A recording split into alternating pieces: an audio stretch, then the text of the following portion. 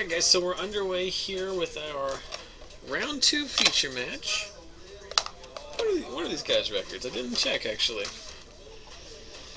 So both these players are on 1 win here through 1 round, so they've won 100% of their matches on the left. It's former stream regular, doesn't get to play that much because of work commitments. Brett Rose, and he is piloting the tried and true Mazes in, and his opponent is Joe Casto, making his stream debut, playing at Mono Red Aggro, and off to a good start as he starts with a turn 1 Foundry Street Denizen and follows it up with 2 more copies of the same, getting in for the max 3 points with his Mono Red Sligh deck. Joe said this is basically the deck. I forget which tournament he referenced, but this is a deck that won a tournament recently, and he said he's up the count of madcap skills. So there's a pre-combat Bomber Core, it looks like. No, Firefish Striker, I'm sorry.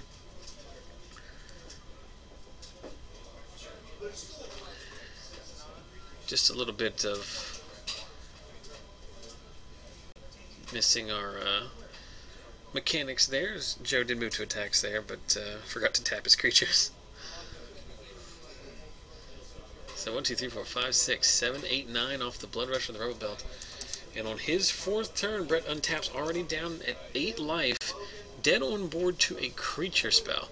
If another red creature comes into play, it will trigger all 3 Foundry Street Denizens. And this game is over. Seems very unlikely that Joe wouldn't have another creature. Looks like Searing Blood was the draw for the turn.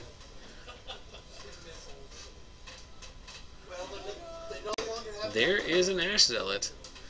So serving in, but Brett's Rose is literally nothing but 3 mana or less fog effects. This one is Riot Control. Gain a life for every creature on the battlefield and prevent all damage. So he'll go up to 13. That is the best fog in his deck.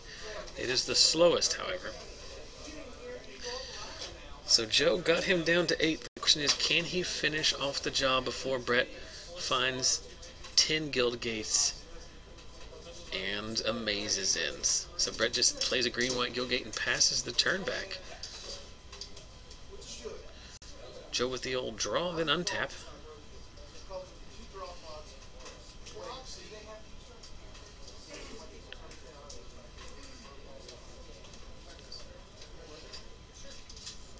So there is a Fire Drinker Satyr serving in for 1, 2, 3, 4, 5, 6, 7, 8, 9, 10, and a Titan Strength will be enough. Yeah.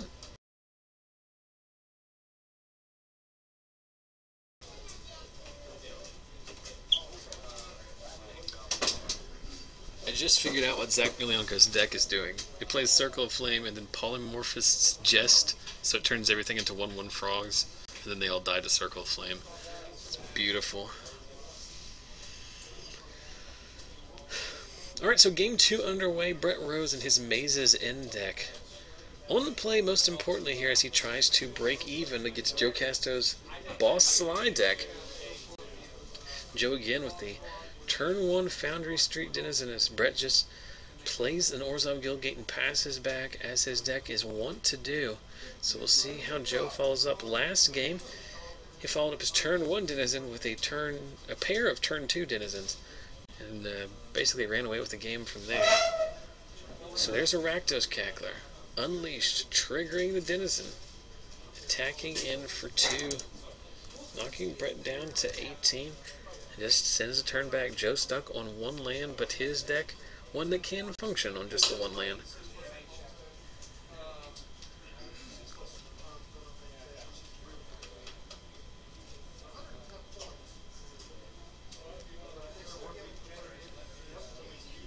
So there's a Druid's Deliverance. It's just a good old-fashioned fog.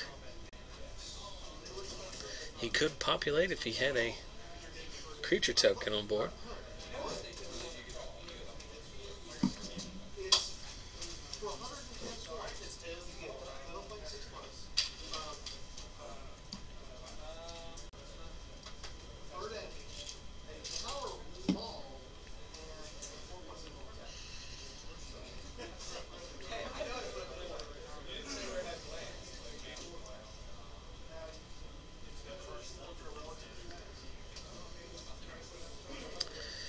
So there's a Legion Loyalist, another Foundry Street Denizen. Everybody serves in, but there's another Druid's Deliverance. But Brett looks like missing his 4th land drop here. Let's do a quick Supreme Verdict check. He has 2 white. He does not have a blue. And there is Crackling Perimeter. What is that called? What? Oh, I can't remember the name of it. Tap a gate to do one name. What's it called? Crackling Perimeter? Is it just player? Yeah.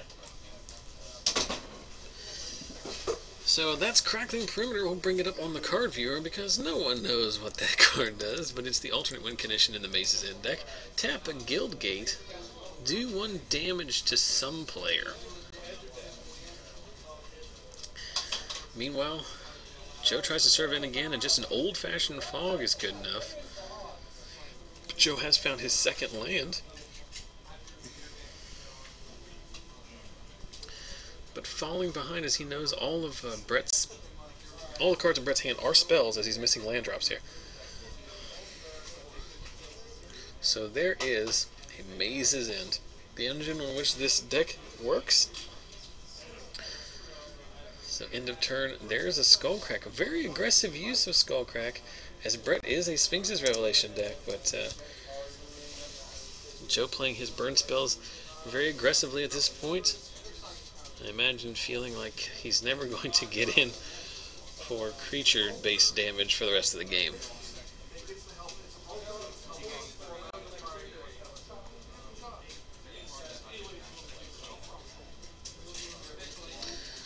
Matthias in the chat mentioning the card viewer. Man, we've had card viewer technology for months.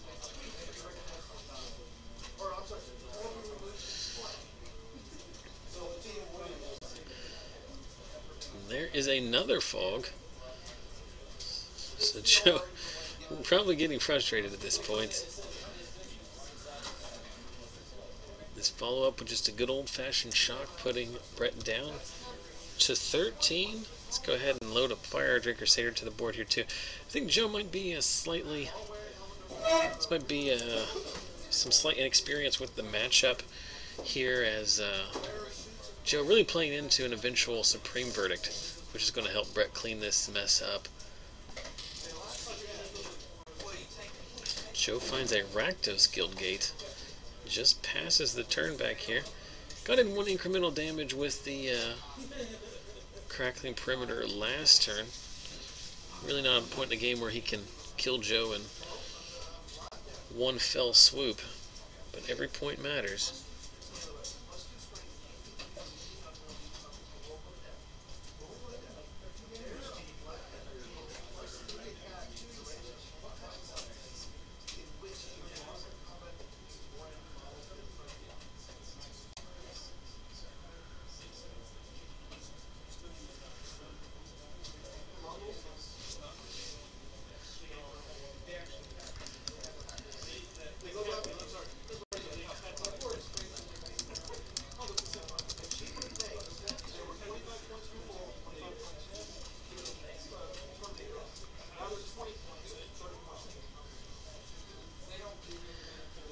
So there's a Rubble Belt Maka, and Brett just runs out of fog, so that's going to be good enough. So not a lot of action out of that matchup.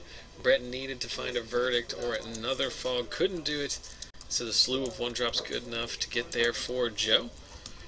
So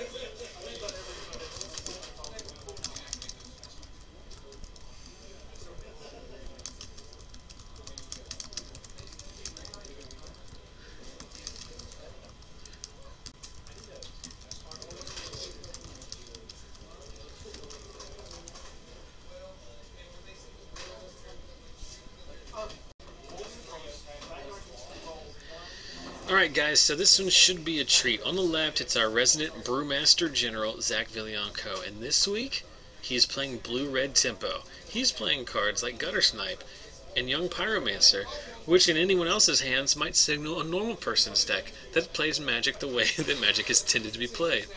But that is not what's happening here, because Zach Viglianco is playing Polymorphous Jess and Circle of Flame.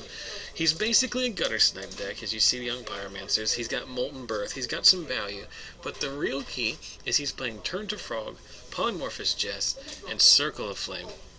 Circle Flame base says whenever a creature attacks, Circle Flame deals 1 damage to it, so he turns everything to frog, so that they just die. It triggers in response to the trigger.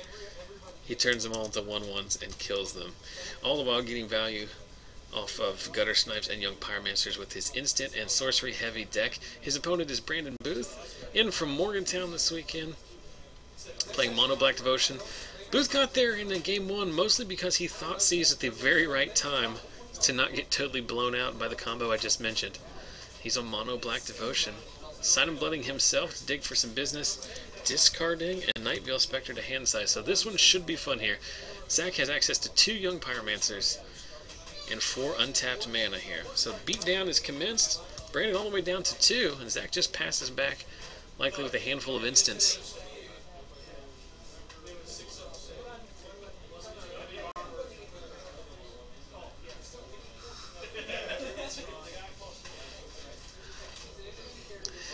And there is a Desecration Demon, which will never ever get to attack or block because Zach will just never stop making 1/1 tokens off of this Young Pyromancer combo, or tandem he has in play currently. The chat has a lot of love for the Tempo Frogs deck. It is very exciting, and if you've been watching our stream for a long period of time, you know that Zach Viglianco exclusively plays fun decks like this. He played Mono Black High Tide in Standard when Gristlebrand and Rewind were in play. He played Mazes in for a while. That was almost like a fair deck. He's been playing in a Johnny's Chosen deck the last few weeks. He played Red-Black Pyromancer at Modern States. Tonight he's playing Blue-Red Tempo with turn 2 Frog. So, pre-combat, we shock ourselves. I don't know what that is. It's the card I think that gives +1/+0 to target creature and has Convoke. So make a couple 1/1s there. So buffing.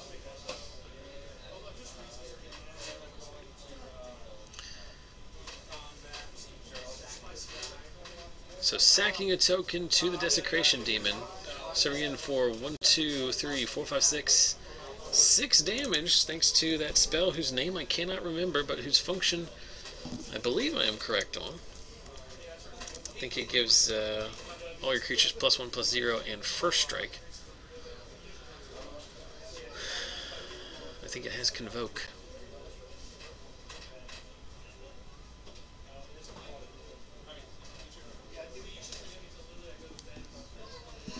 So Brandon in a spot here. His deck has a ton of removal, and he has drawn none of it. Bile would be huge in this matchup.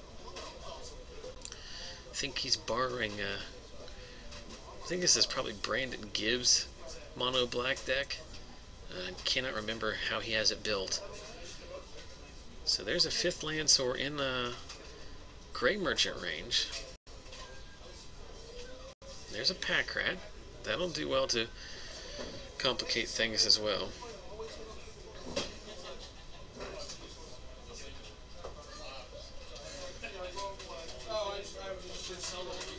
I think Brandon was using the 1 to indicate that it was a 1-power creature, but that gets a little confusing with the Desecration Demon's actual 1/1 counters. So I think they've opted out of that.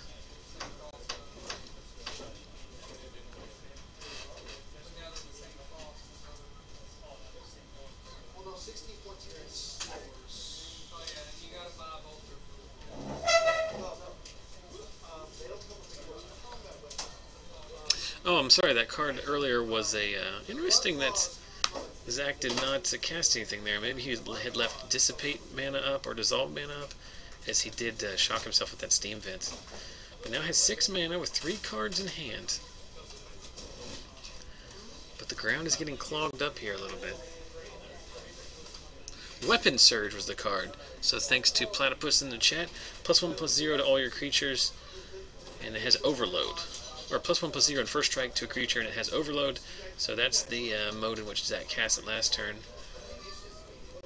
So Zach looks like he can't attack here, but the thing is he's got tons of tricks in his deck which will allow him to do just that, as he can basically trade for Brandon's entire board with Polymorphous Jest. Of course, he will lose his board that way.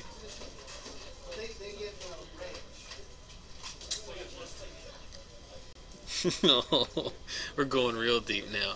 That, of course, is Horizon Chimera, which is basically a Kiln Fiend type card,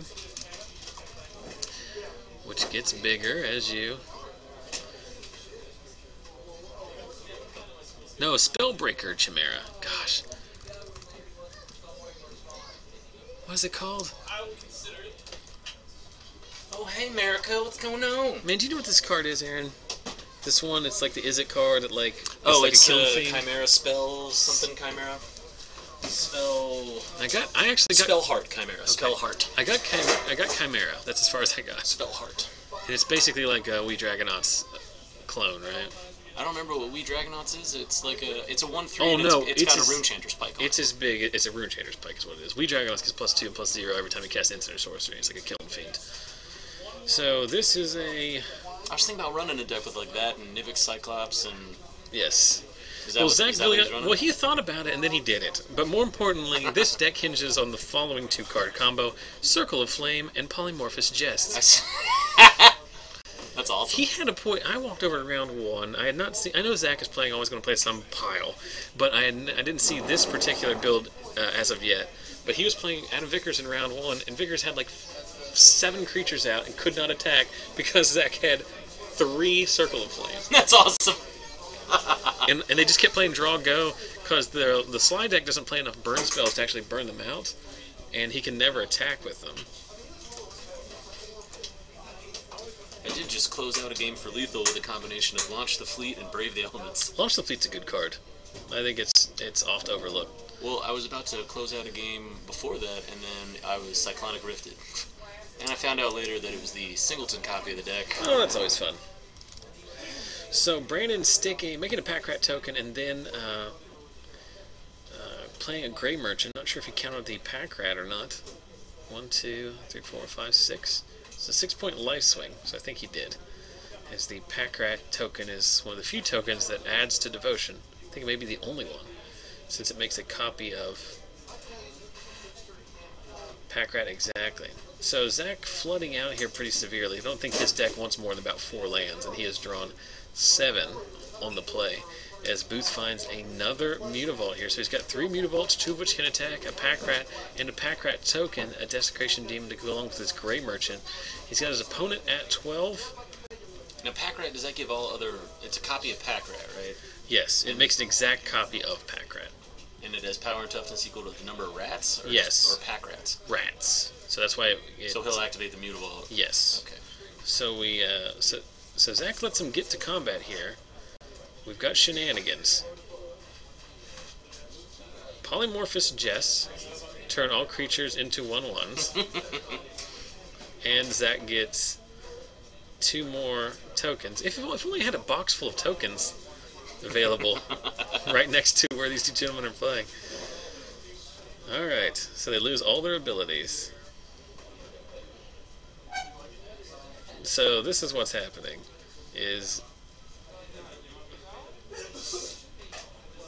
So Zach is going to trade... He's going to trade a token for the Pack Rat and another token for the Desecration Demon because it loses flying.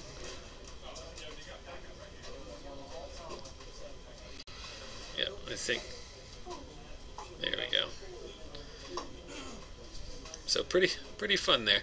See, Brandon knows about that card, but you can't just never attack. At some point, you have to just, But the point at which Zach can trade 1 card in his, well, he's trading 1 card for a Desecration Demon and a Pack Rat. That's what's happened because he's getting so much value off those.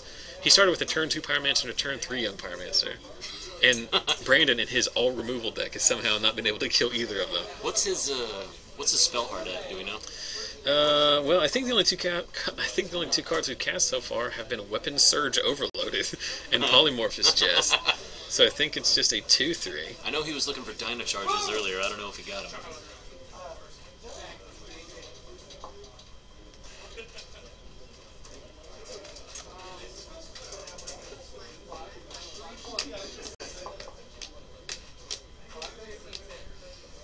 This is the first time I played Standard in a long time.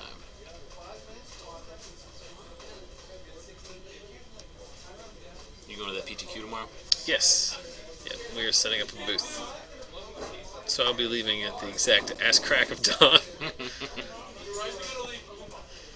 Which is nice because it means I get a Sheetz breakfast. I like a nice breakfast sandwich from Sheetz. The only gas station I'm excited to eat at.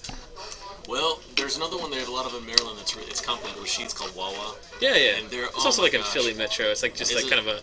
Yeah, but it's in that... You have to get in the East Coast to kind of... Yes. They're so good. Also featured prominently in the Always Sunny in Philadelphia Really? lexicon. Yeah, they're always like, go run down the Wawa and get me a soda. It's been. I haven't watched the last 3 seasons. Hey, guess what happened? There was another quick polymorphous chest to take out another desecration demon. Gosh, it's so good. It loses all abilities too, which is amazing. I think I like it too. So our 3/3 Flying Horizon Chimera is getting in there. The Chimera also has Trample, which is interesting. That's a huge value card. Is he running the Cyclops? No. I think that card's too good, probably. And also, like, he's not, like, casting a lot of them in the same turn. You know what I mean? He's not really comboing off that way. He's just getting incremental value. Yeah. So the Cyclops, you really have to cast, like, 3 or 4 of them at the same time. And you really need to be playing red so you can play Boros Charm. Oh, okay. You mean white? Yes. I said red because I meant mean, white. you still need to be playing red. You know how it cast goes. Boros Charm. You were still correct. So there's a Gray Merchant. 1, 2, 3, 4, 5, 6, 7. 3, 4, 5, 6, 7. So a 7-point life gain swing. So Is Polymorphous just... That's an instant, right? Yep. Could he theoretically, if you had it, cast it while Grey Merchant's thing was on the stack, turn it into a frog, have it lose all abilities, and then would it fizzle?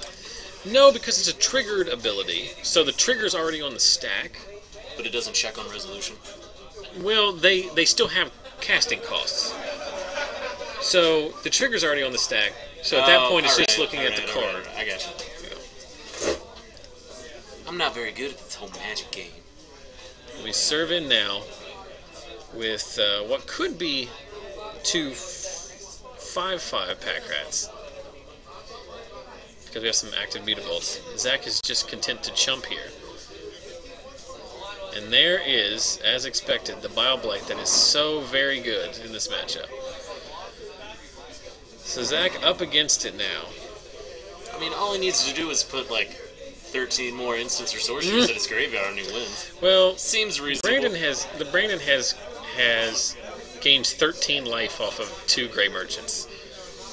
I don't think Brandon has actually done any damage to Zach off of combat, and in fact I know that because the other 2 damage was from Zach shocking himself with a Steam Vents that he did not use that turn. So Zach just passes back here. The only, check. Uh-huh.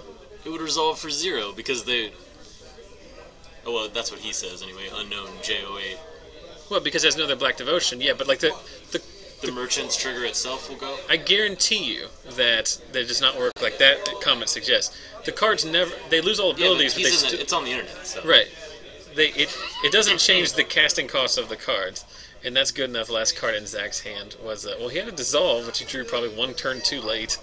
I wonder if he's playing Cyclonic Rift. That would also probably be good in this spot. Yeah, I got blown out by that earlier.